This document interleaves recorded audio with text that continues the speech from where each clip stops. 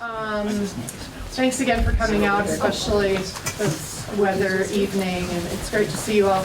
I just, in terms of a quick introduction for why we decided to have this meeting, we have been just getting a number of questions directed at the school board, both in person and on social media, also about our taxes and what's going on with the budget and how that's impacting the tax rate. So we thought that it would be a good opportunity to address those questions with some people in the room who can help bring more expertise than just the school board. So we have Brad James, who is the Director of Finance for the Vermont Agency of Education, and then we have Emily Long and Becca Balint. Emily's our newly elected representative, and Becca's our newly elected senator. So, yay. So we're just going to start out actually with Brad and do a little bit more of a formal presentation just on how the tax rate is set by the state of Vermont based on the school budget that the school board puts together. We'll take a few questions after that, and then I thought Emily and Becca could just help us address kind of the political context and some of the changes that we're facing at the state level, just to lend a little more depth to the conversation, since everything Brad tells us might not be set in stone forever. So I'm not going to say a lot more than that. I do want to keep us on track with the agenda to try to get out of here around 9. So one thing I wanted to put forward is that we definitely want to take everybody's questions, but if we start to go too long, I'd like to maybe get people's questions written down or put forward in another way. And if we can't answer every single question here tonight, we're planning this meeting's being filmed, and when we get that out to the community, some way or another, we'll make sure that we can get the answers to any questions that don't get answered. Hopefully that won't happen, but we'll make sure it gets out there if we can't address everything tonight, or if there are questions we just can't answer. We'll find the answers and put that out that way too. So we don't have to go on and on if there's more questions than we can handle tonight. Okay. So I'll let you take it from there. Thank you. And the presentation you're going to give us, is that something like we should take notes on, or if we're interested, or is there a website being to go filmed, to? so we're filming it, and my thought was that we could put a link to the video. I don't know exactly how, but maybe we could get it to YouTube or BCTV and put a link up on Front Porch Forum or something. You know, you can just live stream BCTV. Yeah. Or so if you go to live stream BCTV, you'll find it there, and there you go. Just hit it there. So it shouldn't be hard to access and have real direct. If we want something written, though, if it's documented somewhere. I'm going to give you a There's also I'm not going to share details, but this will get you. Yep, I think what you he's need. got a PowerPoint Excellent. and handouts. Excellent. So we have lots of things. So usually people don't usually use the word formal when they're talking about me. So You're the one wearing the tie. yeah. I'm just trying to look at the camera this day. I pretend like I really care. No. Basically, I'm Brad James. My job there is I kind of. What do I do? Basically, I'm the one who administers and implements the funding system in the state. I'm the one responsible for your tax rate. You can all boo me, I don't mind. I work with the legislature quite a bit when they're coming up with different plans. I'm usually the one behind the scenes doing a lot of the modeling, saying here's what's going to happen if you do this, that, or the other thing. So I'm kind of involved with a lot of those things. I've been with the state for a pretty long time now that I stop and think about it. And so I was, when they started Act 60 back in, passed in 1997, started in 1999, or 98, 99, it created 2 jobs in the education department. I was one of them.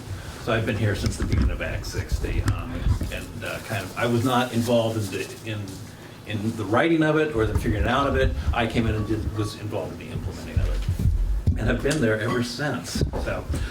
What I'm going to pass out quickly is a 2-page document. No fear, look at the back side. Okay, so that's for one. I'm just going to let you guys pass them around. And this is what we're going to talk about quickly. Jan said I think what you guys would really like to hear about primarily is how tax rates are calculated. Everybody thinks it's rocket science. I do have a science background. It's not rocket science. It's It's fair, it's actually, I know you're not gonna believe me, it's actually fairly straightforward, but it's different. Okay, it's not the way you think of tax rates being calculated. I don't wait till people get those out there. Let's see. Okay. It's now too small. You got other papers. We get the offsetting revenues, okay? So those are the federal monies, those are the tuitions, those are the special education money, transportation, et cetera. And this is money that doesn't need to be raised by property taxes or anything like that, okay? It's money that you know is coming in. So in this case, I'm saying you've got a budget of $2.8 million, you've got offsetting revenues of $200,000. When you subtract those two, what's left is what has to be raised by property taxes or what comes from the education fund. And that's $2.6 million in this case. That's education spending. What's the education fund? Oh, good question. Okay. When Act 60 started, because it was a statewide system, statewide funding system, the legislature set up a specific fund to fund education statewide. Hence the name Education Fund. It comes, and I didn't bring numbers to show you, but basically you have a general fund transfer, you have a little bit of Medicaid money, there used to be Vermont Yankee money coming into it, proceeds from the lottery, I said general fund transfer, you have sales and use tax, sales and purchase tax, and then you have non-residential property taxes and residential property taxes. All those come into the education fund, and it becomes a big pool of money, and that's what funds education throughout the state. Okay? Good question. And by the way, feel free to interrupt me anytime, I don't mind, okay? Because I forget that you guys don't know questions like, what's the education fund? Okay. So, education spend in this case is $2.6 million. It's what the education fund owes this town. School district, I should say. Well, now here's where the pupil count comes into. There's a popular misbelief in the state that funding is based on the number of pupils you have. That's not true. Your tax rate is based on the number of pupils you have, but not your funding. This is what the state owes you. Okay? We could stop right there, and I'd say that's what the state owes you, $2.6 million. But we have to raise that money somehow. And so what the legislature did when they did the law is they said, okay, you're going to have a property tax rate that's proportional to your spending per pupil. So you take your education spending of $2.6 million, and in this case, I said there are 200 equalized pupils. I'll tell you about an equalized pupil in a moment. If I really tell you, your head will spin. Yeah. Something you know. And so when you divide 2.6 million by 200, you get $13,000. So you've got your spending per pupil is $13,000 per equalized pupil technically, but it's just $13,000 per pupil. That's your spending, and your tax rate is related to that. That's where the pupil count comes into. What's an equalized pupil? An equalized pupil is how I have to count kids, okay? Because it says so in statute. What it is, it's a 2-year average of the number of kids in the district that you publicly fund. And then that 2-year average gets weighted for secondary kids. It gets deflated a little bit for pre-kindergarten and triple E kids.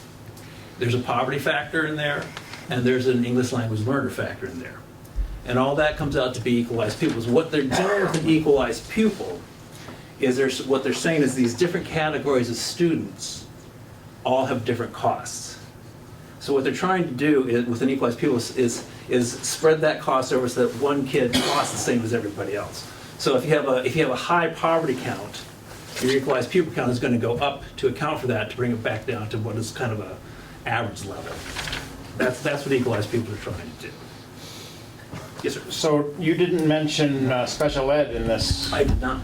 so Because that does not get factored into the equalized pupil. It does not. And the reason for that is because it has a separate funding stream. Yes, They're supposed to be funded by the feds. Right. Okay. Sort of. Also the state. But it's not part of the equalized pupil calculation. That's correct. Yes, ma'am. And how is that poverty level figured through? Personal income tax or?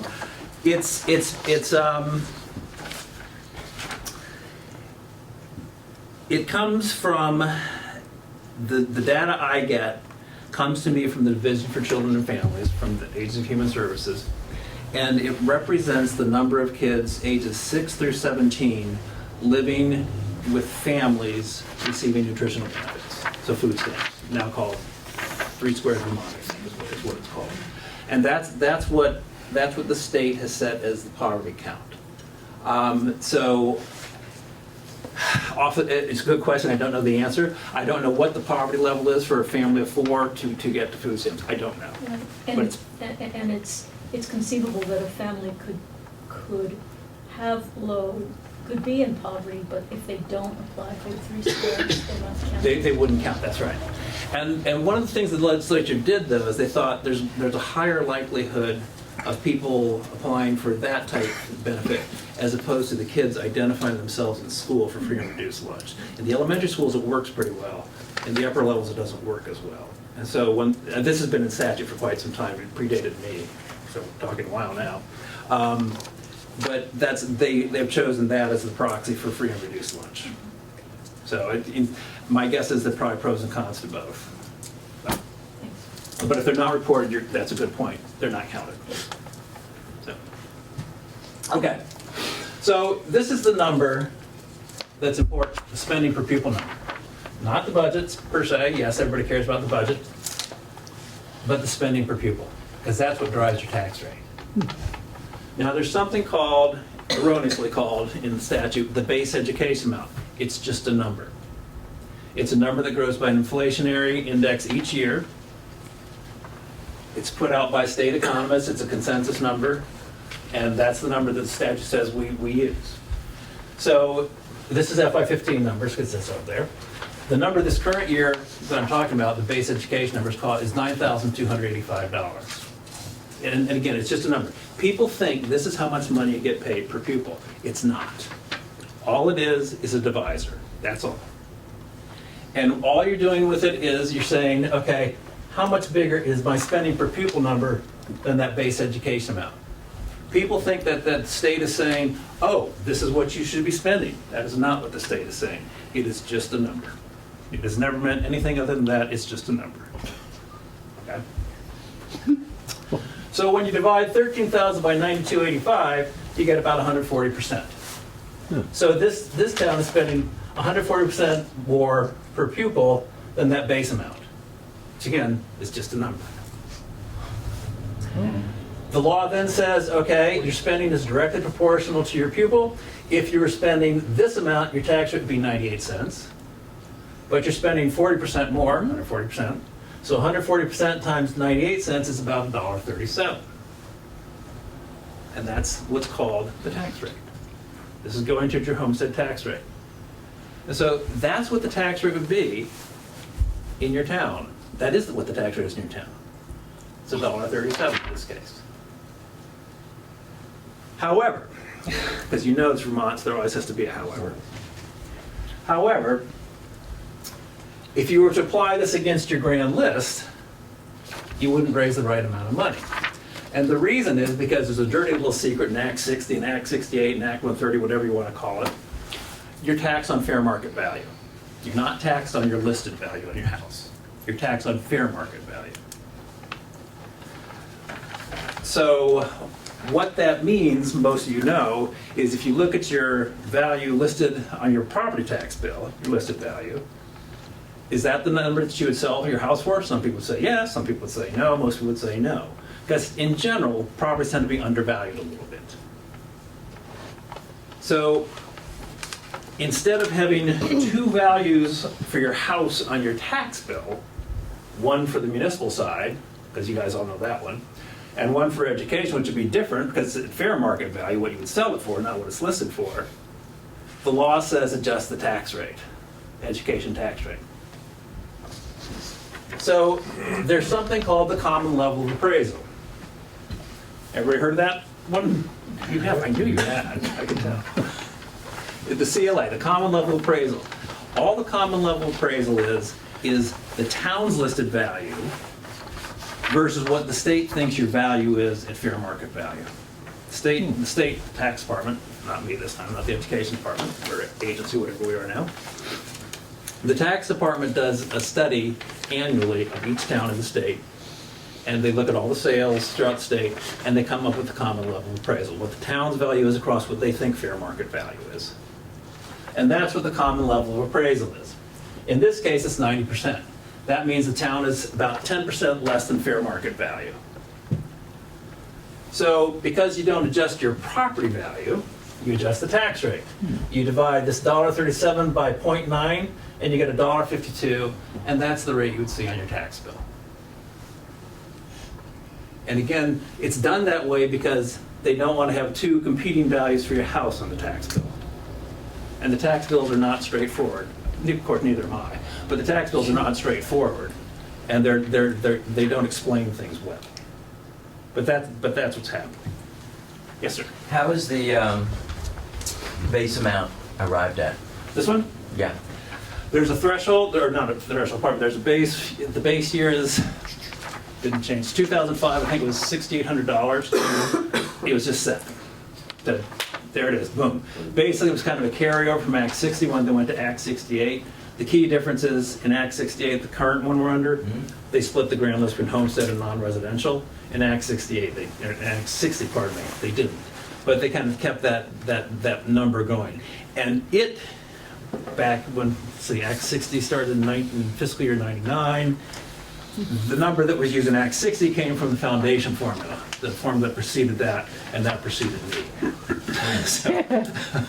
So I don't really know where the number came from, but again, as I said, it was never a number that was meant to say, this is what you should spend. It was just kind of a number. And so when they call it this, the base amount, it's very misleading, because it's not money I pay out.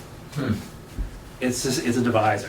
Sort of like saying this is a hypothetical unit, and Yes. if this is the hypothetical unit we're using, Yeah, and that'd be your tax rate if that's a hypothetical unit, that's tax rate. So you spend 10% more than this per pupil, that's 10% higher. 20% more, 20% higher. But the divisor changes every year, is that correct? It does. It doesn't have to, but statutorily it does. But the legislature, these guys have this wonderful word called notwithstanding.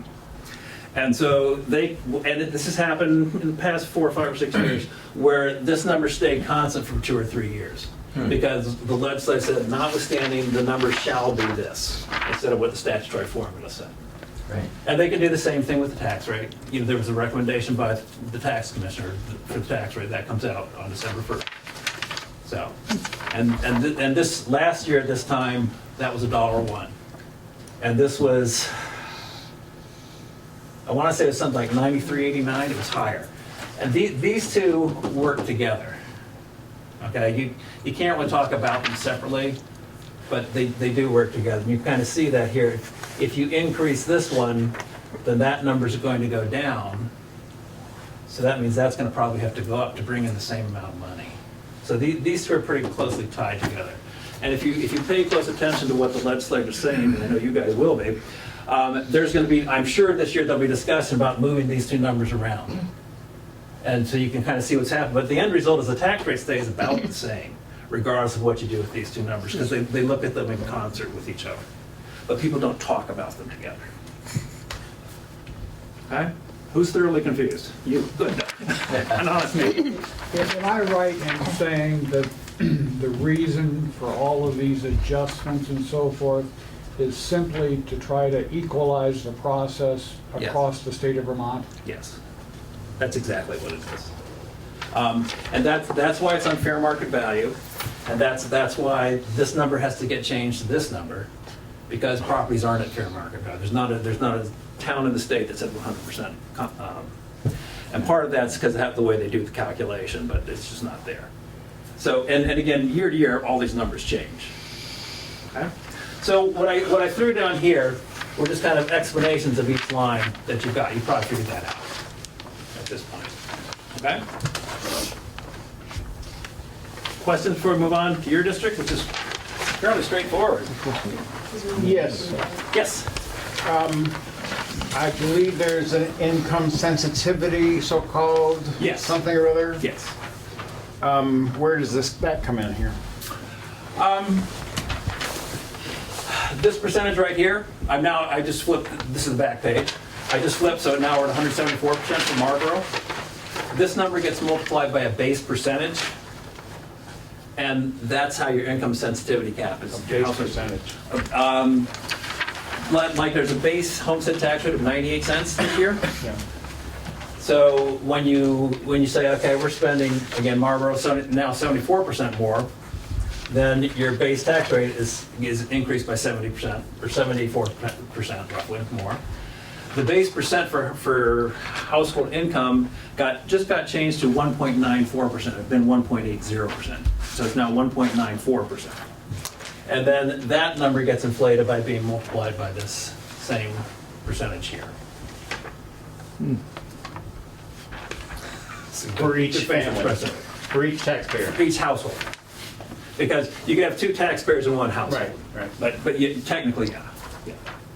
Yes, sir. Well, it's not really a question. I've always objected to that because basically the people who fall into the category of income sensitivity within the individual towns are the ones who end up suffering the most from having high expenditures for education within their towns. So I'm saying this to the legislators. I disagree with basically moving that income sensitivity figure up with the expenditure within the town, because it comes down to the poorest people are the ones who get hit hardest by the moving of that up with the expenditure. It was a very big discussion last year. These two weren't involved. It was a very big discussion last year when they started talking about moving this up. The way it works is, the way the statute is written is there's a default homestead rate of $1.10. There's a default non-residential rate of $1.59, and there's a default income household income percentage of 2%. And so, but the way it's supposed to float is that household income percent floats with the tax rate. So it's 2% at $1.10. As it drops, it would drop from 2% on down. And eventually they realized that because if you recall, it's been a while now, but about 8 or 9 or 10 years ago, the grand list was really growing fast. So the tax rates kept coming down even though people were spending more, because a smaller tax rate raised more money. And so that household income percent was dropping even faster. And that's when they put the floor in of 1.8%. And I can't remember what that equated to. I think that equated to $1 tax rate, but I don't recall off the top of my head. But that's what they did. And so it had been at 1.8% for probably 7 or 8 years. And they finally decided it was time to move it up because they thought other people were getting squeezed and had been constantly getting squeezed, whereas others had gotten a good deal. That's, in a nutshell, that's kind of what the argument was that ended up winning. Not necessarily a good one, but that's the one that won. Okay? Other questions before we go on? Okay. Well, this is you guys this year. Okay? You should probably recognize these numbers. You have a budget of $2.7 million, and you have offsetting revenues of $630,000. So your education spending is just over $2 million, $2,075,397. That's what the education fund owes you, plus special education money, plus transportation, plus small schools. But that doesn't raise by taxes. This is the number that drives your tax rate. You have just under, well, you have 127.99 equalized pupils. When you do the division, you get a spending per pupil figure of $16,215. How many of you heard of the excess spending threshold, excess spending calculation? Most of you have. You're actually over it right here. The threshold this year is $16,166. But there are exclusions to the threshold. Principal interest payments are exclusions to the threshold. You guys have principal interest payments of roughly $127. I'm going from memory now. Roughly $127 per pupil. That lowers that number for the excess spending calculation. I didn't show it because it gets even more confusing than it already is. Okay, but that's what it does. So when I take away that $127, you're below the threshold. When you cross the threshold, even with all the exclusions that are available to you, when you cross the threshold, you're double taxed on that money. So what I mean by that is if you're spending per pupil $16,000, I'm going to round numbers now. If you're spending per pupil $16,000 and the threshold is $15,500, you're $500 over, and you have no exclusions. Then what the law says is I take that $16,000 and add the $500 that you're over per pupil, that you're over the threshold, and that's how I calculate your tax rate. Instead of calculating $16,000, I would calculate $16,500. But most people get under it because of the exclusions. You guys did. Okay? So again, even though technically you're over, when I look at the exclusions, you're under. So you're safe. So again, you've got 16,200 divided by 9285, you're at 175% spending adjustment, times 98 cents gives you a tax rate. This is called an equalized tax rate of $1.71, just over. Your common level appraisal is about 94.16. So when you adjust that tax rate, it's $1.8177, and that's the rate you saw on your tax bills this year, I hope. It's per $1,000 of the house. Per hundred. Yes. Per $100. We do pay some per hundred. That's how your tax rate's calculated. So the key things to remember, it's not so much your budget, it's your spending per pupil. Okay? Now, you guys, I took a quick look.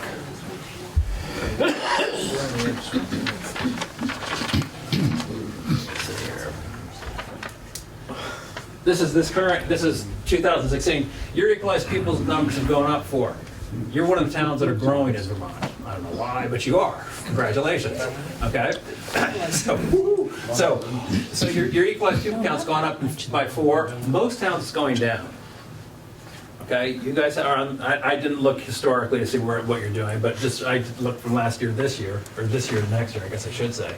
This is the number that will be used for FY16, 133.19. Okay, that's up from what I said, 129, something like that. 127, you're up 6, I'm sorry. Okay. My memory's. Brad, can I just ask, when was Sure. that number finalized? December 18th, Okay. I think it was. I think that might be higher than what I thought we had, but I'll check. Yeah. There were, I put out preliminary numbers from early December. I tried to get them up 2 or 3 times before I finalize them, for people to see what's going on. And it may be, but the other, I don't want to go into this, but. Well, I just want to know whether that's what I should be putting in our budget. Yes, that's the number, okay? All right. That's coming from me, that's the number. Okay, since I did it, yes. Are you going to talk about the whole phantom student provision? I can, Because I yes. think it would be helpful. Okay. I bet there are some people who don't understand how that works. Are we familiar with the term phantom pupils? No. Absolutely. Even better. Even better, okay. Yeah. All right. In the equalized pupil calculation, in that part of statute, it says that when I calculate your equalized pupil counts for this year, and I say, okay, I calculate you guys have 100 equalized pupils. Then for next year, when I do it, I say you got 90. Now, well, that's a drop of 10, right? Okay. Now, remember, equalized pupils aren't real kids. Okay. They're based on real kids somehow, but they're not real kids. What the law says is that your student count, your equalized pupil count, can only drop by 3.5% from year to year. It can't drop more than that. And so what that means is you had 100 this year. Next year, I'm projecting out. I'm saying you're going to have 90. The law says, oh no, you're going to have 96.5, because that's 3.5% less than 100. Okay. So now you've got this artificially high pupil count by 6.5. You're really here, but you're getting credit for these 6.5. Those 6.5 are your phantom students. And what they're Well, because if you drop 10% in a year, your budget would go so kaput. That's right. And Okay. 3.5 is to try to ease the pain. That's right. And this got put into statute back in, I think it was 2000. I don't think it was the very first year, but I think it was the second year, because populations are going, well, see you guys doing this over a curve, going down like this. They're plummeting. And so this was a soft landing. People thought, okay, the legislature thought, okay, we're going to put in this 3.5% home harmless provision, so you can only drop by this instead of like this.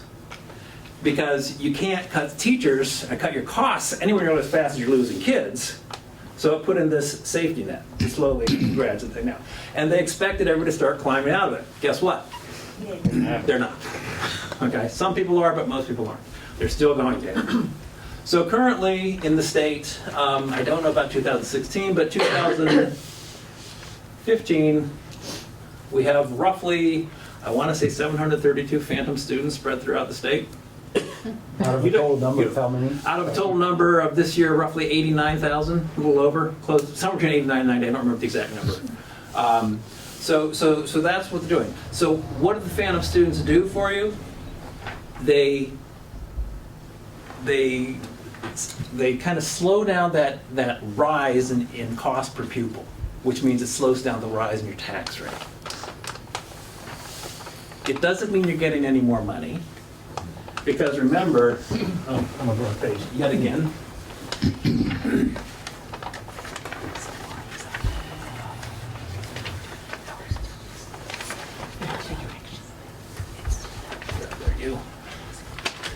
You're not getting any more money because this is what the education fund owes you. Equalized pupils are down here in the calculation.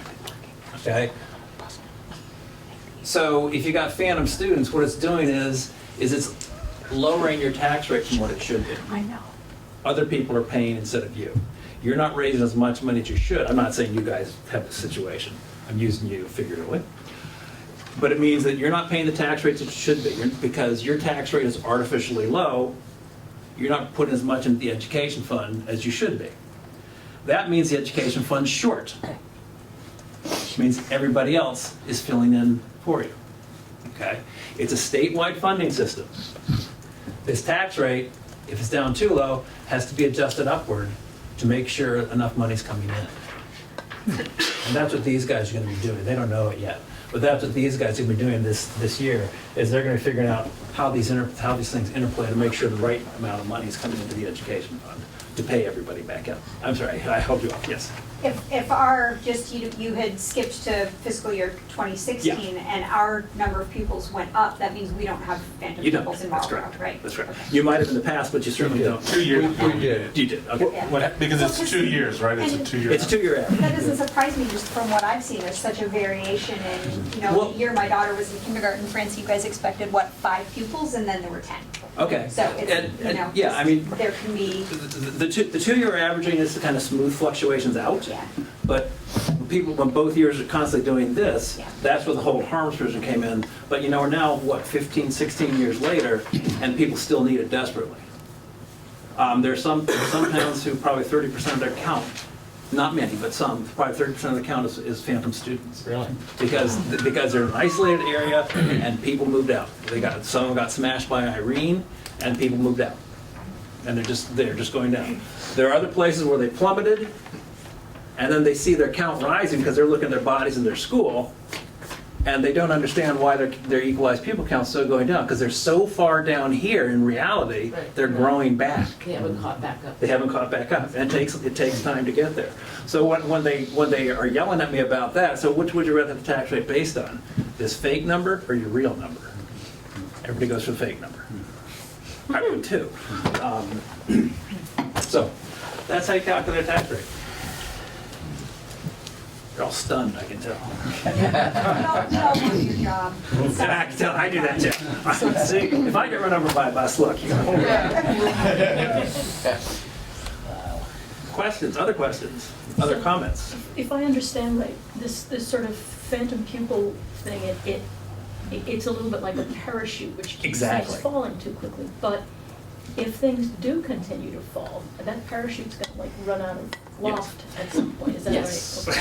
That's where we are. That's right. And that's one of the discussions that's been happening in the legislature, probably in the past 5 years, is to start transitioning out of that whole harmless piece, that 3.5%. And I think it will happen again. I think the conversation will happen again this year. I think with the change in the membership in the body, I would be surprised if it didn't start moving forward. And so I think what will happen is there'll be a phase out of it where, one year will be 3.5%, maybe the next will be 5%, then 7%, and then maybe you're on your own. I don't know. But I think that's what's going to happen. And I think the same thing's going to happen with small schools. What? It's the small schools. Okay, this Emily's gonna have to listen to this one, because again, that's also a conversation that has come up annually for longer. Small schools grant are based on your size. There are 2 different calculations. One is if your 2-year average enrollment is 100 or fewer in the schools you operate, or if your average grade size is 20 or fewer, and that catches more people. But there's always talk about moving that one out too, okay, and getting people away. And part of the reasoning is that there's, there are some schools that are literally too small. I mean, I'll be blunt and say that. I don't think you guys are well, but there's some schools that are too small, just flat out too small. We have schools of 18, 15. That's pretty small. National literature talks about small classrooms being about 15, 17. If you have a school of 15, your classes are a little smaller in general, except for Noma. One room schoolhouse there. So those are things that will be discussed. Yeah. I feel like maybe that's a good segue. One more question? Well, I was going to ask you, Jen, if you know, I assume that the small schools grant would come under offsetting revenues. Yes. How much is Marlboro getting in the 015 budget there? Do you know? In our small schools I can. I think it's like 113. It's 113. Is that what it is? Or 108. So it's around $100,000. Yeah, something like that. it's been, that's what it's the number we plug in, but it varies. But Yeah. Okay, it was a little bit over. That's good to know, though, because that's a substantial Yeah, portion. of the money. that's. Yeah. Yeah. I just have, you haven't brought this up yet, but I was on the school board for a bunch of years, and when I looked into consolidation of school districts, it didn't look to me like it ever saved much money. A couple of different states have done it, and I didn't see that it benefited much. And when I looked at our budget and what consolidation would do, it just doesn't seem like it's a great money-saving idea. The main idea behind consolidation last year was not so much saving money as it was, it was talked about in those terms, but that was not the main thrust behind it, the main idea behind it. It was more about providing more opportunities for the kids. Because you guys can choose, and again, figuratively you, not you specifically, you guys can choose to spend a lot of money per pupil and complain about your tax rate, but you're choosing to pass your budget with very small class sizes and such. But as schools can get to such a small size at one point that you really can't cut without really losing serious things. And so you're making these decisions. What are you not going to get so you can keep that teacher in that class? Because you can't have a 2-3 multi-class and a 3-4 usually. Those don't work well. Maybe 1, 2, and 3, 4. But there are a lot of hard decisions that get made, and so it's really more about opportunities for the kids. There can be some savings, but usually when there's savings, what tends to happen is, and I don't disagree with the boards for doing this, they realize, hey, we've got some extra money here. We cut this program, let's put it back in. So you don't realize the savings. You don't see a savings in terms of your tax rate going forward or something like that. There are all these things that you guys probably know more about than I do. That's just what I hear from people. But so it wasn't so much about savings. If you really want to talk about savings, then you're really talking about, okay, personnel, that's where all your money is, or 80% of your money, and you're talking about buildings. And again, as I said, some schools are just too small. It doesn't mean they shouldn't be open, but those are choices people have to make, and it's a hard choice. I get that. Can you just run one more time, sort of special ed in this model? Sure. Yeah. Run that through. Special ed is off to the side. Okay. They write service plans on special ed, what the cost is going to be. There's money coming in. You get a mainstream block grant. You get triple-E money, etc. Those numbers are in here. In the offsetting revenue? In the offsetting revenues, they're estimated, but those numbers are in here. Based on a percentage of our cost, because we do pay. However you guys are doing it, yeah. Right, but like a special ed reimbursement isn't 100%. 56. Right. It's 50%. It's like 56 or something. Right, Like that, yeah. right. So any of those costs are not offset completely by revenue. No, but exactly. expense. All of your special education costs are here. Yeah. And whatever special education cost revenues you're getting, either from the federal side or from the states, I guess, or from the states, because federal money comes to us, are in here. Yeah. Okay. But you're right. We probably reimburse roughly 56-55%, roughly somewhere in that range of your special education costs. And if you have a really high needs child whose costs are over $50,000, extraordinary, exactly. Yeah, that's what your board member. That's good. You guys pay 10% of that, and the state picks up the other 90% over 50,000. So, but under 50,000, it's about a 55-45 split, roughly. Why aren't those costs equalized across the state, just like on your first thing, it was an idea of equalizing costs, and now you're saying they're not equalized. That's a good question. The difference in costs in the different categories of special education, I'm not an expert by any means in special education, but there's a huge difference in cost but per pupil based on what their IEPs call for. The problems isn't the right word, Brad. Their disability, thank you, disabilities are. Some disabilities just have a higher cost than others. I don't know what the numbers are, but I do know that the special ed population has been climbing compared to the regular population as a percentage. But I don't know where they're falling into which categories they're falling, how the expensive ones, the not so expensive ones. But there has been occasionally talk about moving it up to the state level to take it out of your hands, so it kind of take it out of this part of the budget right here, and take it off the top of the education fund, which would mean less money for everybody else, which, you know, would change everything down there. Go away, whatever you are. You know, it's like a spider web. You touch one piece and something moves over here. But there's talk. The equalization part, it's equalized in terms of everybody's paying equalized down in this area, but not the cost per pupil. And I don't have a good answer for it because I haven't ever quite thought of it that way.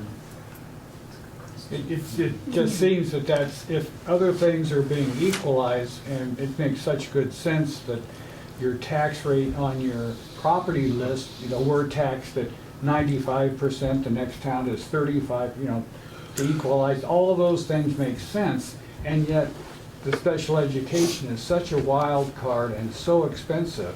Mm-hmm. And I think our children are all of our responsibilities. I don't disagree with you. So the equalization would probably happen here in that case, in the equalized pupil count. Mm-hmm. So there'd be some type of, they could put in some type of weighting factor. They could put in you know, different types of weighting factors for different categories, which require more reporting to us, which is fine for me. But then what it would do is it would change the nature of how special education revenues are coming to the town, to the school districts. Whether that's good or bad, I don't know. I think in anything like this, there are going to be winners and losers. And you know, I say that just from having done all the stuff that I've done in the background for the legislatures. Everybody immediately looks who's winning, who's losing, where's my town, instead of what's good for the state. I think if you could put that aside and look at special education, it might be good to say, I don't know. There is a discussion, there is a feeling that if you make it a state level, then more and more people put more and more things on special education and over-identify. I don't know. But it's, I mean, there are pros and cons to all of these things. I mean, there is reimbursement. That's important to remember, the reimbursement right, for the students. that's the part over here. It may not be equalization, but it is a reimbursement from the state for that. And So I do want to be sure we have time for Emily and Becca also. Yes, I do go on. No, I think it's, thank you very much. And I don't know if you guys, you know, want to just field questions, or you want to start with a couple of remarks? I should probably just introduce myself. I'm sure everyone knows who we are. I'm sure Becca would like to do the same thing. I'm Emily Long. I live in Newfane. I have been on school boards for about 20 years. I started in Newfane at Newbrook Elementary School before, I mean, it was Newfane then, elementary school, it's Newbrook now. And I spent 5 years there, and then I moved on to the high school board, and I chaired the Leona Gray board, where I've been for 15 years.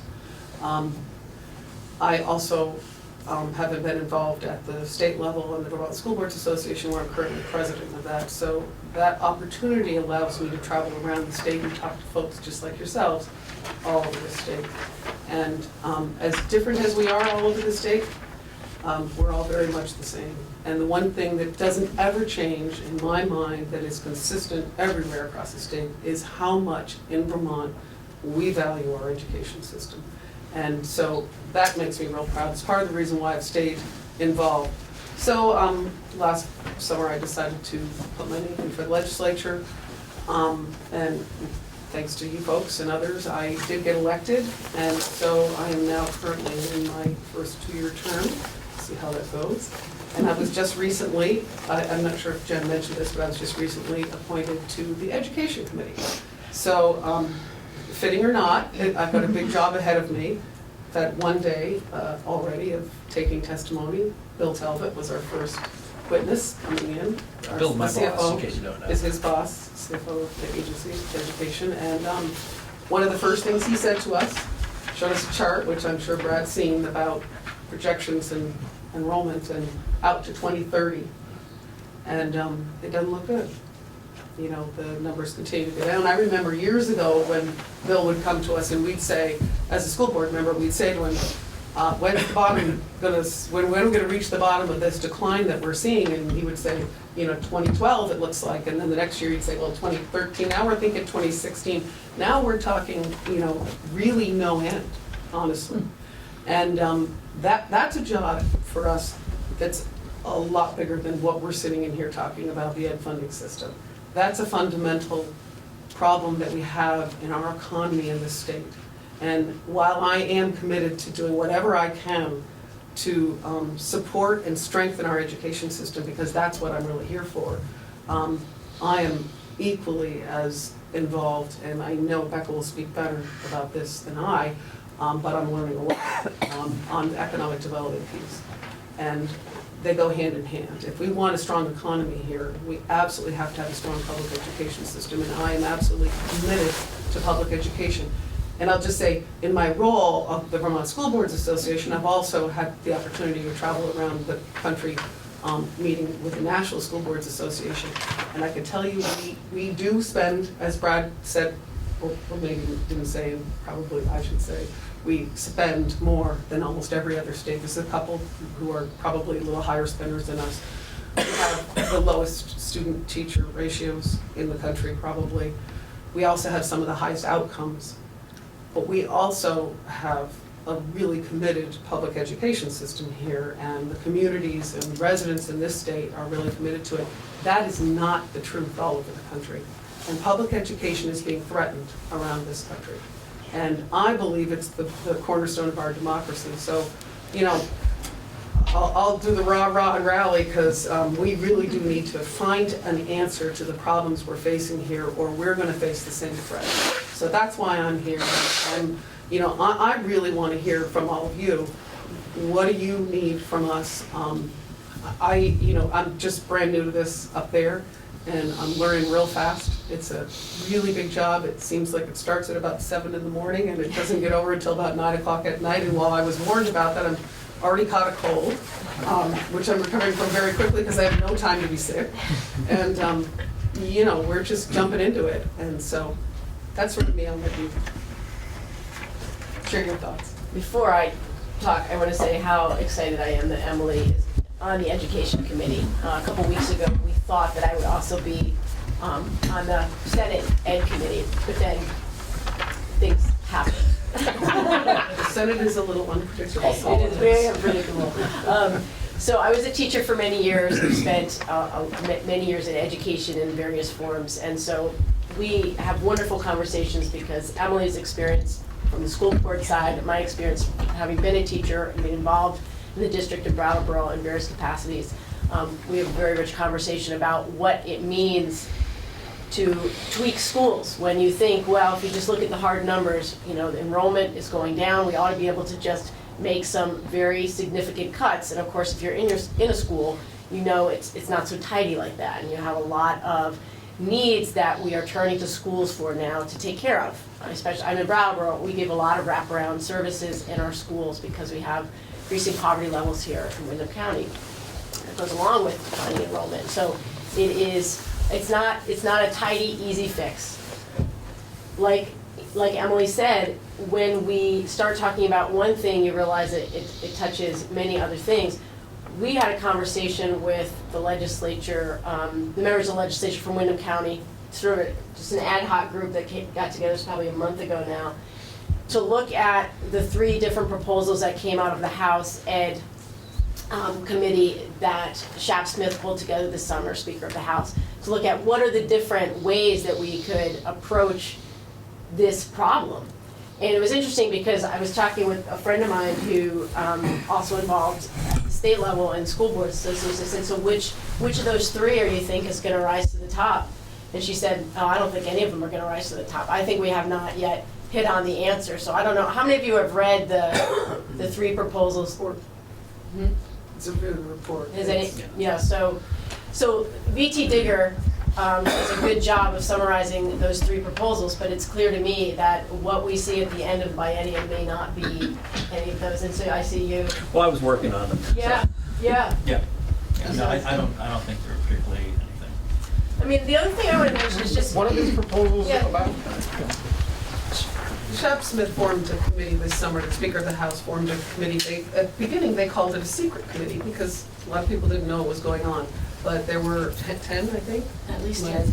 There were 10 people on the committee who were charged with trying to come up with some innovative ideas around addressing our education opportunity and funding issues that we've had. You know, the lot of stress last year over 883 that was proposed, passed in the House and never made it to the Senate. The consolidation. Right. Yeah. And so the committee met all summer and then in September, I think, they came out with this, or was it?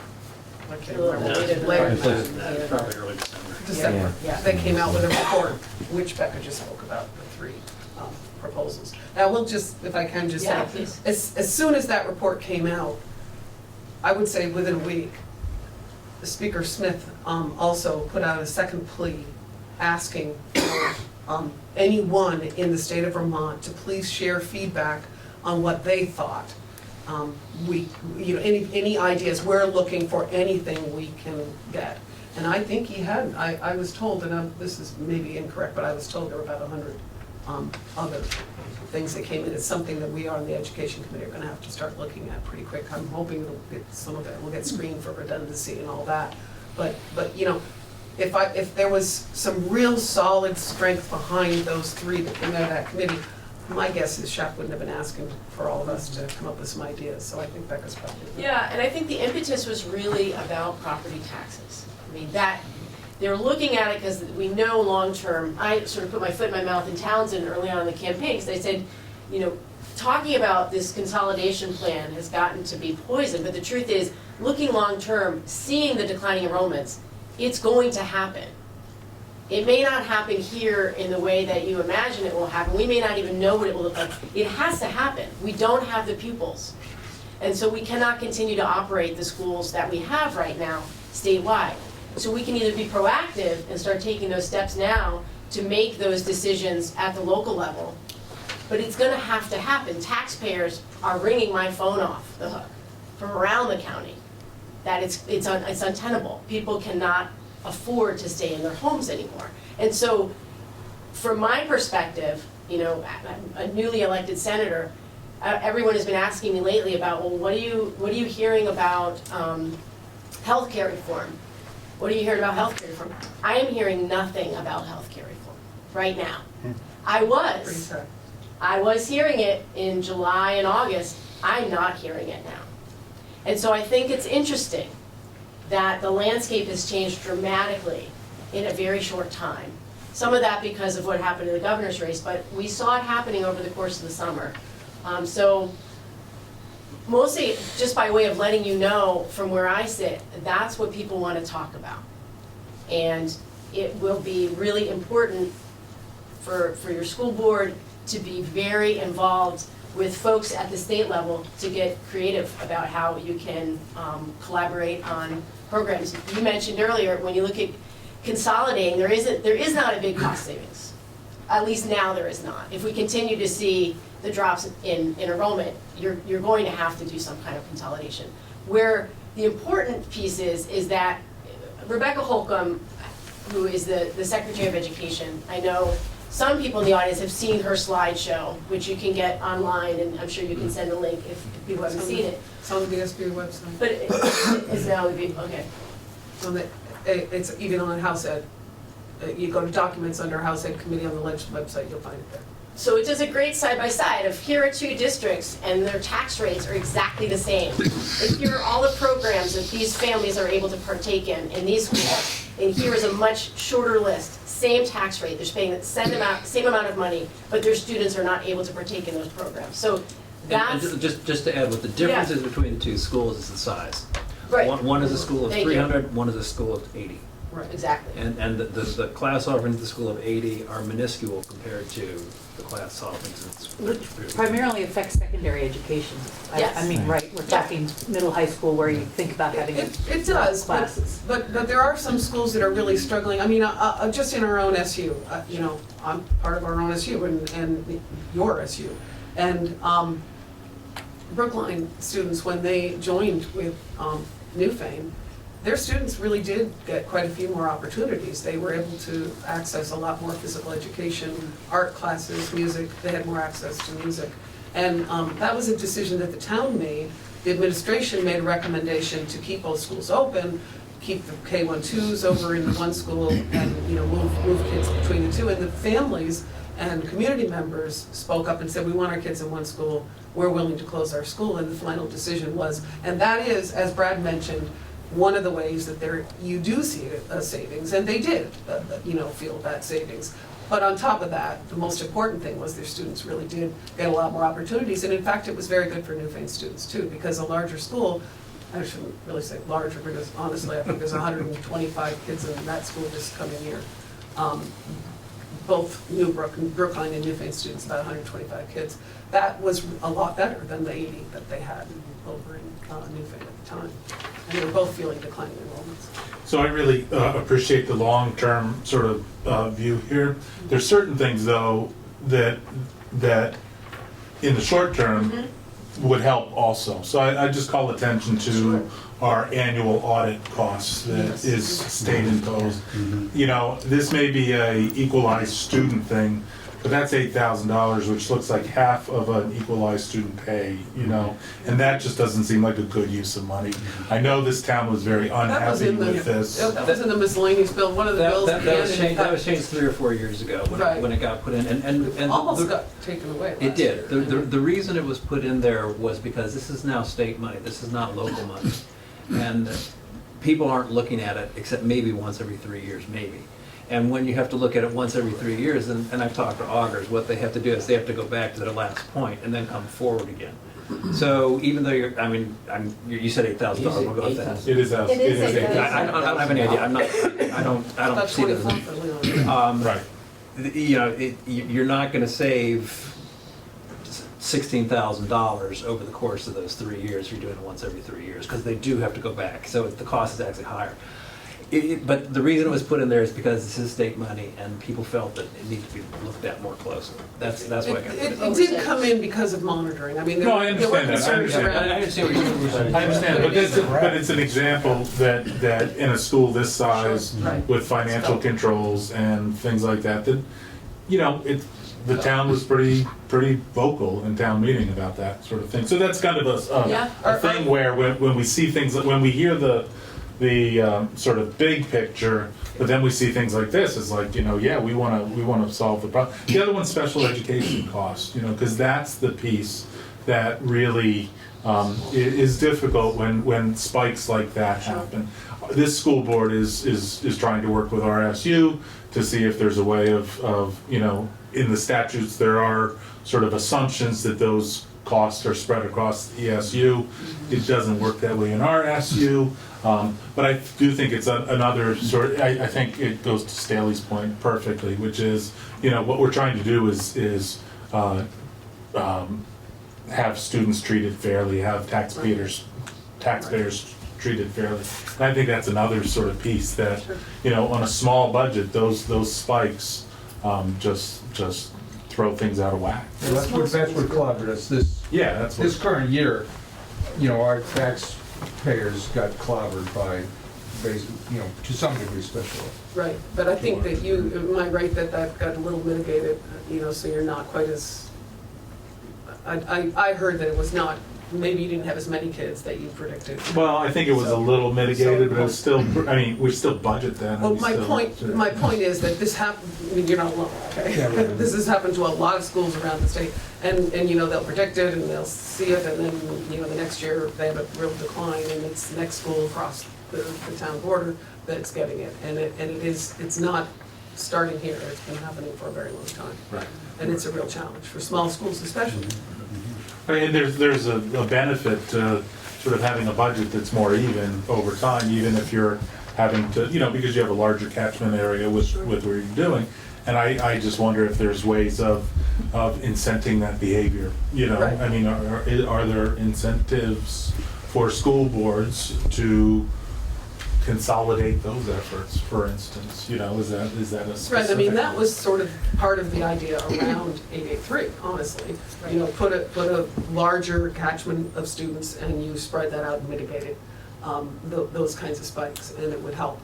There are ways for us to make decisions on our own, and we should never be, Newbrook did it, and we should not be, shutting our eyes to these things.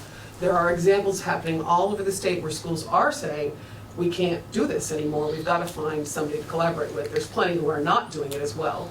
But when you get into a place you're willing to think outside the box, say, what can we do? It may be the only way we are going to be able to preserve our small schools and our small towns. If we don't collaborate, I really fear for our schools, I really do. And I because Becca's right, the predictions are not looking good. I mean, if we don't have the students, and even if we can change the economy and get jobs for kids and get them to stay here and raise their kids, we're still talking a long-term thing here. And what we're dealing with is a crisis right now. We're at the edge and we need to address this issue. Because Becca's right, we are getting calls all the time about the property tax rate. All over. Everybody's really feeling it. And the pressure's on. Emily, can you speak a little more to what kind of collaboration you think might make a difference? I don't want to suggest, because I think it's really, if it's going to come, I'll just tell you, when I'm traveling around the state, I've had school boards come up to me and school board members come up to me and say, not even before I was elected to the legislature, this has got to happen at the legislative level, because even when we even talk about any kind of collaboration, our community doesn't want us to do it, we don't want to go there, it's got to be top down. We aren't telling anybody that, so you guys got to tell, we hear that a lot. Mm-hmm. So if communities are willing to have the conversation and work closely with their school boards and their families and the neighboring, if we can just forget a little bit about that border between one town and the other, if we can just say, what's best for our kids, what do our kids need, make that decision. Your town, I'm sure, has made that decision, what you value most about the education system, what you think our kids need. We talk at the high school level so often about career and college readiness.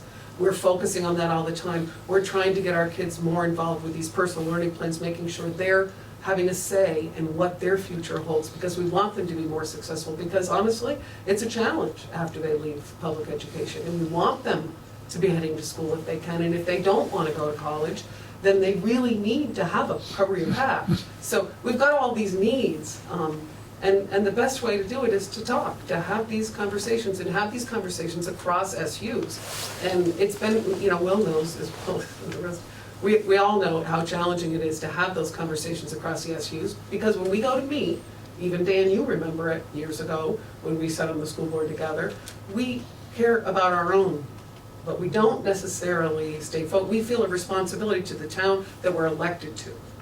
And so we don't feel responsible or obligated to have that conversation, and we never have, because we never really needed to. We were always okay, but today we're not. So leaders in towns and leaders in the legislature, leaders all over the place are the ones that are going to have to say what's best. I don't think it's a single thing. So to answer that question, Francie, I don't know what the answer is, and it may end up being a top-down, which I would really love to see it happen from the grassroots level. And I think the effort last year that Brad was talking about really was about opportunity for kids.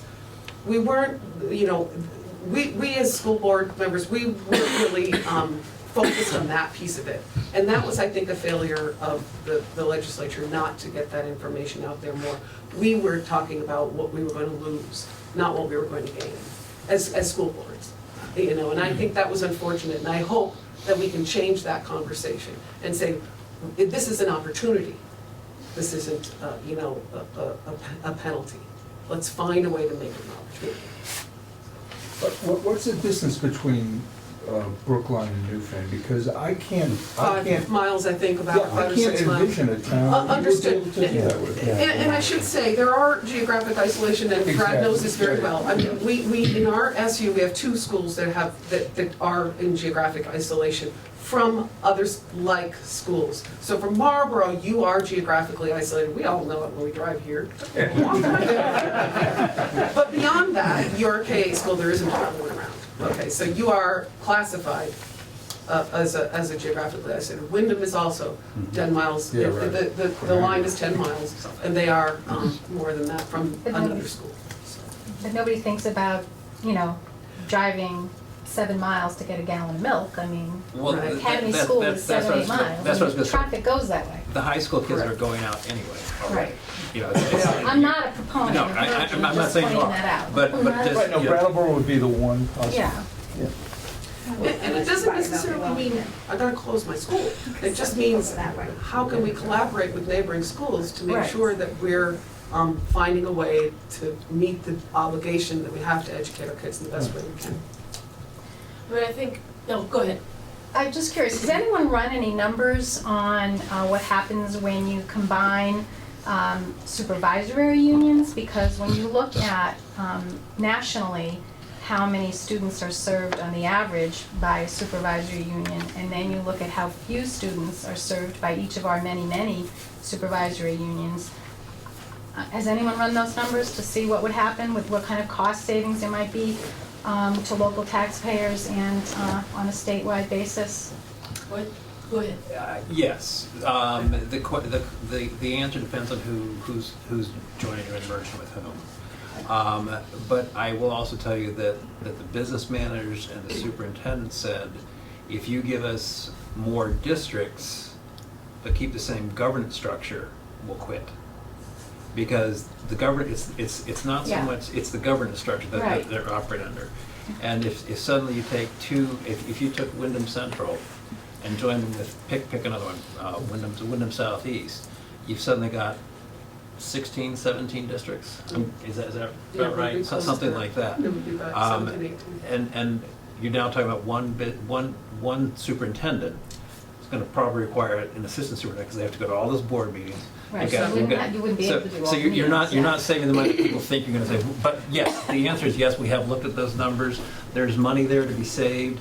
It's not huge, is really what it boils down to. And my fear about that, I don't know anything about this really, is that the larger we're gonna make a supervisory union, the less local control we're gonna have.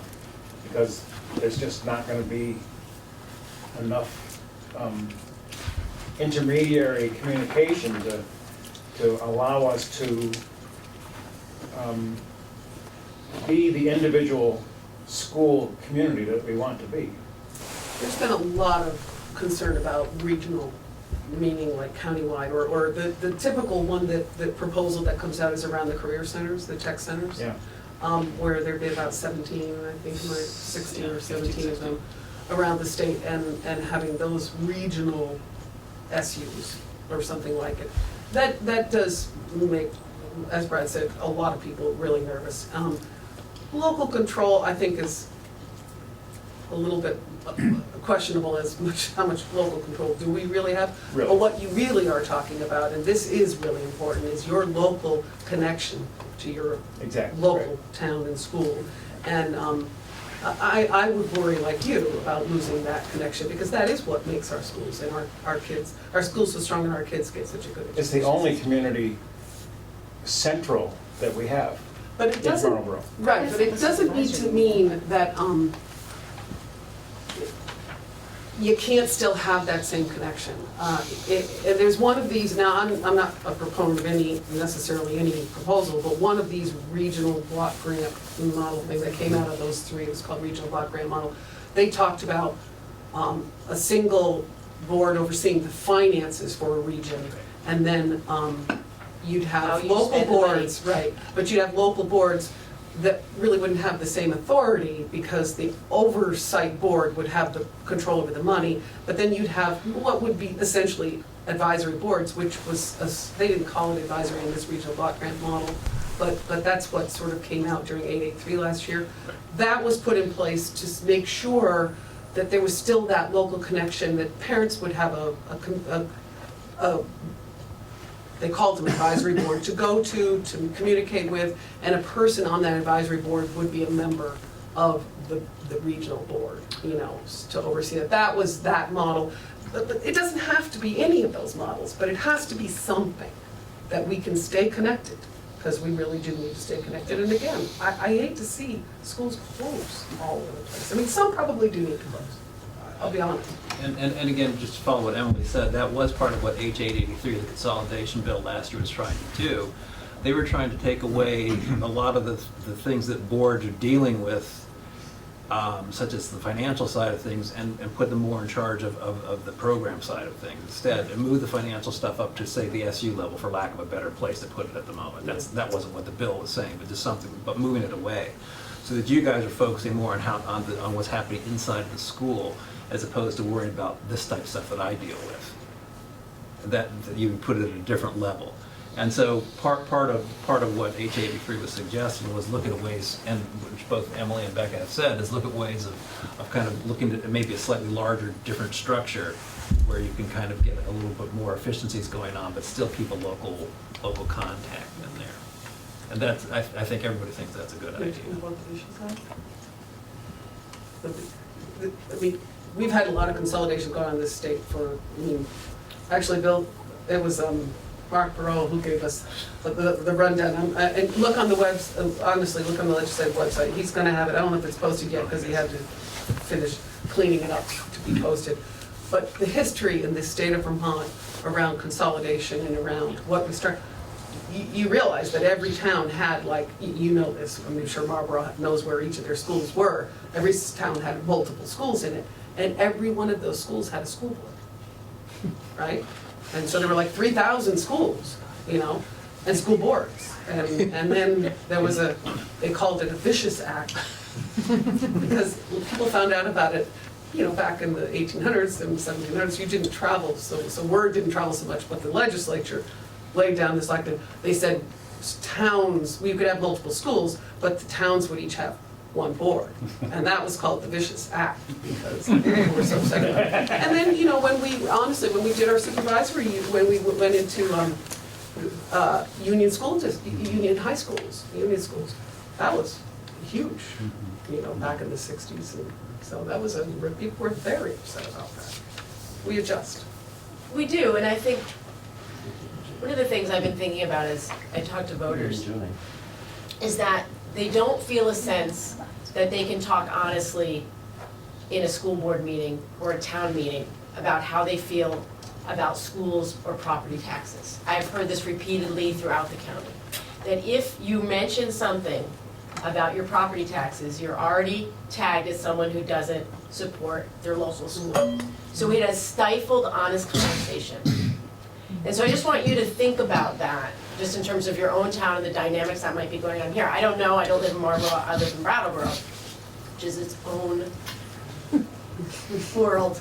But I do know that wherever I go in the county, people have said the same thing to me, which is, I don't feel like I can talk about this without being pegged as someone who doesn't support my school. And I do support my school, and I'm on a fixed income, and it's killing me. And so for us to sort of expand our idea of what that conversation could look like will be a really healthy step, because it's not either or. And that's something that Rebecca Holcomb, the Secretary of Ed, has said to us as she travels around. The factor that binds us all, regardless of where we live, is that when people talk about schools, they're not usually complaining about the quality of education of their schools. We love our schools in Vermont. We love what they do, not just for our students, but for our communities. But we have to be able to hold both, that it's getting really expensive to educate our children. And talking about that does not make you hostile to public education. So. Hi, I'm Yeah. Forrest, I'm the town clerk and Hi. one of the listers, and so I answer the phone and I say to people, you know, 85% of your bill is education. Right. And they're pissed off. And Yeah. it's like, you know, and I'm speechless. It's just like, well, how do we dig out from this? you Right. got me. Yeah. So the mountain has gotten just to be enormous, and so people feel like they don't, they can't say anything. Like just like Right, you said, apple pie, they're it's just like, what are you? How are you supposed to, Right.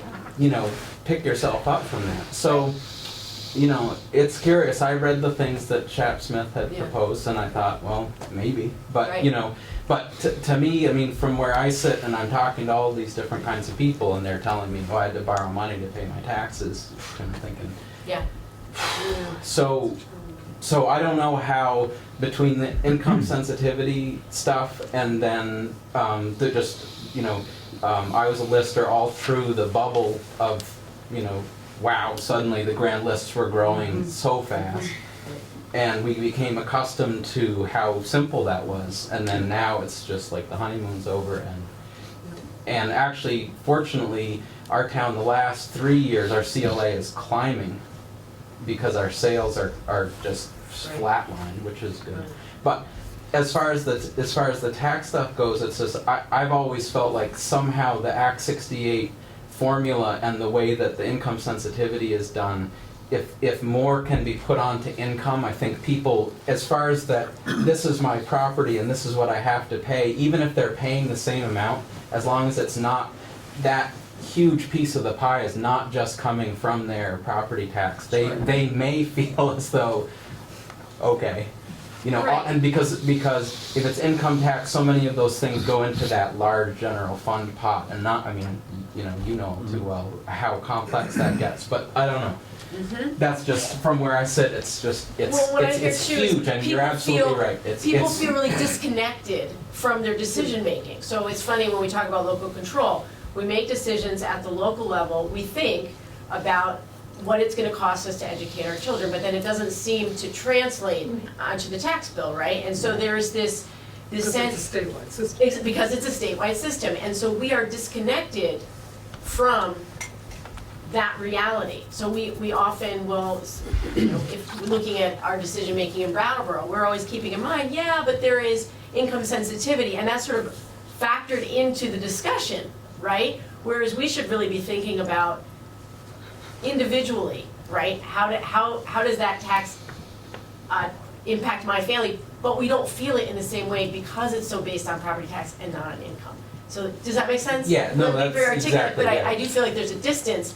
We have to try to close that distance so people feel first of all, that they understand what was up here, right? Do they feel Which like Brad they did a great understand? job. Yeah, but it's hard to feel connected to it. It is. I mean, part of the problem with understanding how income sensitivity works is it's a look back. The number that you're calculating this year for your income sensitivity percentage is used for your taxes next year. So there is a disconnect right there, that it's not happening the year when you're getting the bill, because some people's bills have gone up tremendously. I'm thinking Grand Isle here, or Isle of Mott. Their tax bill went up tremendously, and that means that, their income sensitivity percentage too, but that's for the next year. They're gonna get a whopping return next year, but this year, right. they're not. And this is the year where they have to pay. Right.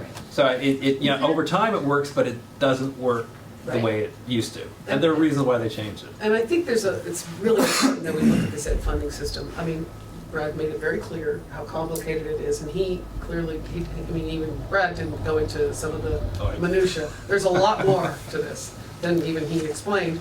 It is a very complicated system, but if we stay only focused on funding, and I don't know how many of you are aware that the Education Committee the House Education Committee has been sort of revamped a little bit, and so the Education Committee is now also dealing with education funding issues as well as policy issues. They will still, the financial piece will still go through Ways and Means and Appropriations like they always have, but they'll start being addressed at the education level. This is a good thing. This needed to happen. When people are complaining about unfunded mandates all the time, that's part of the reason. Once you step away, you make policy and you step away from that, you send it off to somebody else, and then the costs are there, there's this disconnect. That I hope will be litigated. But the worry I have about that is that we don't, I want to make sure, and I think it's partly my job there, as well as everyone else on the Ed Committee, to make sure that we don't lose sight of that what's important, what our kids need. It's not just about money. What we're talking about here is, we can tweak the funding system all we want, but if we don't address the spending, it's just gonna come out of somewhere else. I mean, we can switch it and twist it and take it out of the general fund, or we can do whatever we want, but unless we're addressing the spending and the increases that we're seeing on a regular basis every year, we're not gonna answer the issue. So we need to stay focused on what do our kids need? You know, what do we need to provide for our students? And that's why I think having these two pieces together, policy and funding, finance, it'll, you know, we're gonna head in a good place, I think. There was a question for the gentleman back there. I'm sorry, I didn't see. Yeah, my name is Woody Bernhardt. I'd just like to sort of express my agreement for what Forrest said about the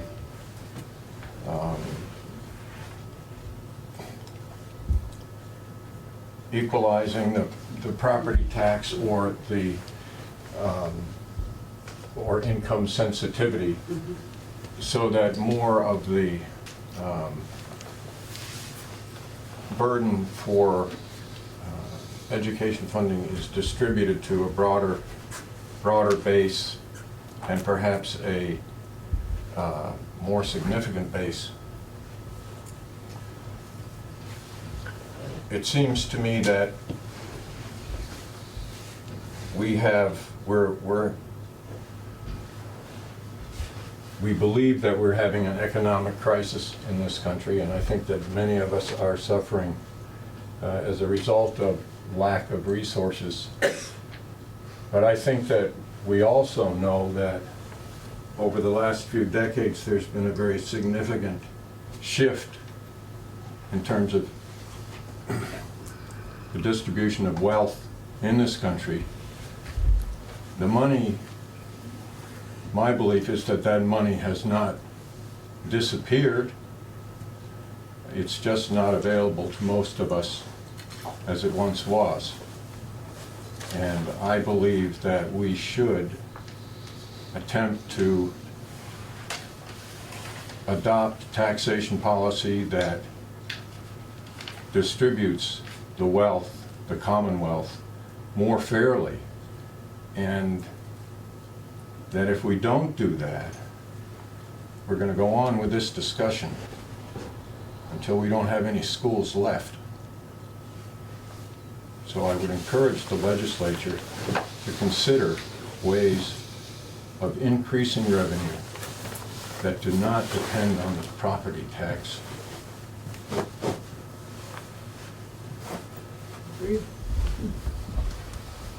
Good luck. Yeah. I second, by the way, I second what he said. But good luck. So Becca, what committee did you get? I'm on economic development and institutions, so in the Senate, we're on two committees. So What does institutions mean? institutions is looking at any property or buildings that the state runs, but it's also corrections, which is where I was really interested in corrections in the state hospital, so. I just want to thank our local school board. They always do an amazing job, so thank you guys. Wow. I was impressed that with that little deduction for the capital expenditures that we have, we fall just barely pennies underneath the double taxation. So well done. That's a pleasure. Well, I would just say one thing about that. Last year, the school budget was really tight, and to stay under that income threshold, we worked very closely with the principal and the teachers who didn't take raises, basically so that we wouldn't have to make cuts in the school. And that was a collaborative decision, so it's really not 100% us. It was kind of the community spirit of our school as well. But that's that's not sustainable over very many years. It's not not sustainable, and we're actually working this year to adjust the teacher's salary scale to get our teachers back in line, and also we're adjusting the scale so that our teachers are more in line with our supervisory union, so that we won't find ourselves in a gap between what we're paying our teachers and what teachers are being paid also in the supervisory union. So we're working to address that this year now that the budget isn't quite as difficult. But yeah, last year we had just a number of factors that were a tough budget scenario, and everyone kind of worked together to make that. Well, thank you all. Yeah, thanks. Yeah, a little preview for their pre-town meeting. It looks like our CLA is going in the right direction. The equalized student sort of number looks like it's going in the right direction. It makes life a lot easier. That makes life easier. And then we've committed with the administration to keep our expenditures at the level that they were at. So that's. What about the phantoms, Will? Where are they? Why are all the phantom students in your class? Yeah. I don't know how it looks around the state, but I understand that most of Windham Central is level funding. There's just one town that wasn't able to do that, and level funding or reducing. I don't know if you I don't have haven't any heard idea of at this thing. point, no. Yeah, it's a little early for us to hear what it looks like, but we'll see. Yeah, we're not 100% done yet till our next meeting, but we look pretty good that we can level fund the budget this year. I just have a question for Becca. You say you're on the Economic Development Committee. When you say people call you and talk about, property tax being linked to education and how that's, hurting and burdening them, is there any pressure at all for, just the region in general with jobs and technology and that sort of stuff? Like, I feel like the towns and the school boards are being pressed to, think outside the box in terms of collaboration and stuff, but when the projections for the economic development for the region are grimmer than the projections for the schools, like, how do you say, to a town, make sacrifices now when there's really no influx of anything happening outside of that region? I mean, And then Vermont. and most people that are in this town are going outside the state or outside of the town. Right. I mean, it's like, So for the last 2 years, I've been on the workforce committee for SEVEDS, so the Southeastern Vermont Economic Development Strategies. right, I've been in many meetings at Okay. Sevens, and they seem to have plans. but not Yeah, really. so we have a SEDS for Windham County, so that's a comprehensive economic development strategy. Now, in order to apply for federal funds around infrastructure, and I don't want to bore you with the details, and I know it's late, but so we have a SEDS, and that's a big deal. And the state actually, if I may say so, looked at what we did here in Windham County and realized that they needed a more comprehensive plan on the federal level as well, so we're going to look at what we're doing here.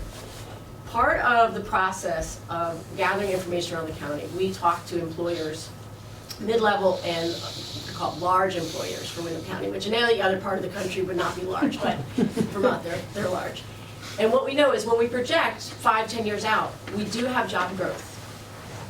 And that's a story that we're just starting to tell. We were very hesitant to talk about it because people, when they hear that, they get very excited. We don't want it to have too much excitement because we have a lot of work to do to prepare people for the jobs that are going to be opening up. So we're in conversations with Ron Staley and also Chris Kibbe, Bellows Falls area, trying to figure out how do we have better communication between schools and employers so that parents know what jobs are going to be opening up, long range in Windham County. But we know our workforce is aging out in this county. We are the second oldest state, but if you look at Windham County as a whole, we are the oldest county. That's why I feel that way. You're all feeling it, right?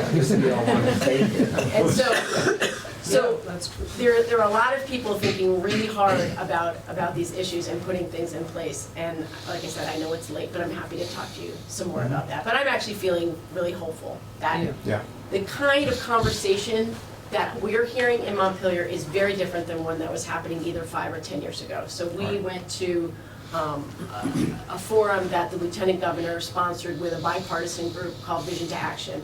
The room was packed, and it was across the board, Democrats, Republican, progressives, everybody wanted to talk about the state of the economy in Vermont. And our job is to remind them that Windham County is in a very particularly tough situation. And we're just gonna keep hitting that hard, so. Because I think that the same emotions you say that Vermonters have, I think, for education, I think that entrepreneurial spirit is still there, because every time a shop opens in Marlboro, there's somebody that's there to Absolutely. fill that There's no hole, question. even Right. though there's this grim, Exactly. outlook, so. Yeah. Agreed. Yeah.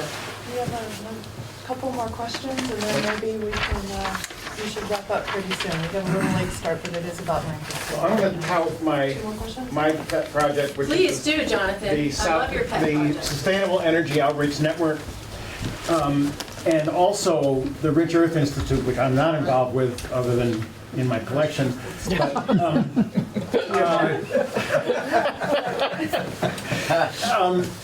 these are two very innovative organizations, and we have a really strong opportunity in our county, not in just our county, but our tri-state region, to make this area a very strong economic tool or hub for both of these ventures. And so far, Montpelier doesn't get it. But I'm hoping that you will. We're gonna be working on that, right? Yeah. Well- And the green building as well. Well, the green building is along with the sustainable energy. Right. The basic thing is that we were recommended for funding. Rich Earth Institute was recommended for funding through the Yankee thing, and we didn't get it, and da-da-da, so Right. it's on your plate. And Jonathan, I talk about it in every possible opportunity I'm sure you and do. conversation, and people now know, like, when I'm opening my mouth, I'm talking about economic development in Windham County, and how it relates to education. I And mean, we've it's got really- and here's one other thing. The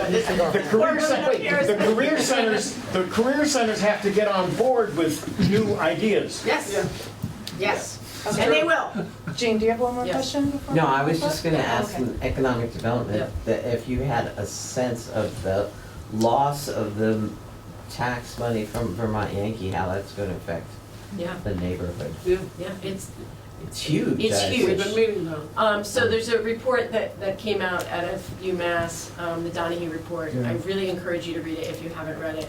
We're looking at $500 million, 493 million. okay? And so, and we talk about the jobs at VY, but what we know is it's not just those, somewhere between 600 and 700 jobs. It's all the ancillary jobs that support the plant and all the businesses that are supported by the disposable income that those employers have. So the ripple effects are tremendous. Yeah. And so, it's an opportunity. It's an absolute opportunity to reinvent our economy. We have to do it.